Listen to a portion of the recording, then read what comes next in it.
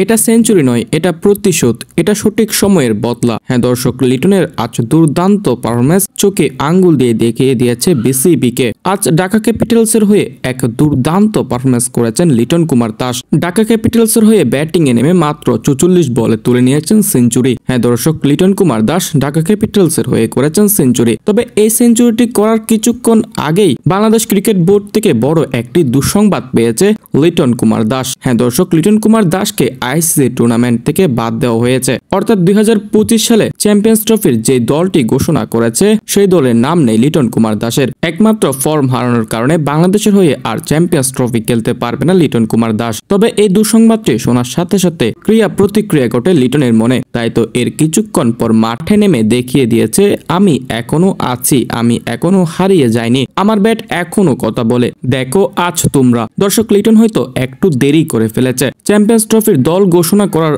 আগে যদি লিটন কুমার দাস এই সেঞ্চুরিটি করতে পারতো তাহলে হয়তো নিশ্চিতভাবে জায়গা হতো বাংলাদেশ দলে। তবে নিজের জায়গাটি হারানোর ঠিক পরপরই নিজের প্রতিশোধ তুলে নিয়েছে। বিসিবিকে দেখিয়েছে লিটন এখনো আছে, তবে লিটন একটু দেরি করে ফেলেছে। দর্শক, আজ ঢাকা ক্যাপিটালসের হয়ে দুর্দান্ত ব্যাটিং করেছেন লিটন কুমার দাস ও তানজিম তামিম। দুইজনই করেছেন সেঞ্চুরি। তাদের দুইজনের দাপটে ব্যাটিং এ আজ ঢাকা ক্যাপিটালস মাত্র একটি উইকেট হারিয়ে 20 ওভারের তুলনায় 254 রানের বড় একটি সংগ্রহ। 255 রানের টার্গেট দিয়ে দুর্বার রাজশাহী ব্যাটিং এ নেমে মাত্র 105 রানের মধ্যে অল আউট হয়ে যায় এবং সর্বশেষ টানা 6টি ম্যাচ হারার পর ঢাকা ক্যাপিটালসের অবশেষে জয়ের দেখা মিলেছে। হ্যাঁ দর্শক, ঢাকা ক্যাপিটালস অবশেষে সপ্তম ম্যাচে জয় পেয়েছে। এখানে চোখ দাঁতানো ব্যাটিং করেছেন লিটন কুমার দাস ও তানজিম তামিম। লিটন কুমার দাস 55 বলে তুলেছিলেন 125 রান অপরাজিত থেকে এবং ম্যান অব দ্য ম্যাচ হয়েছেন লিটন কুমার দাসই। তাই তো বলা যায় একদম সঠিক সময়ে লিটন কুমার দাস এই সেঞ্চুরিটি করে দেখিয়ে দিয়েছেন সে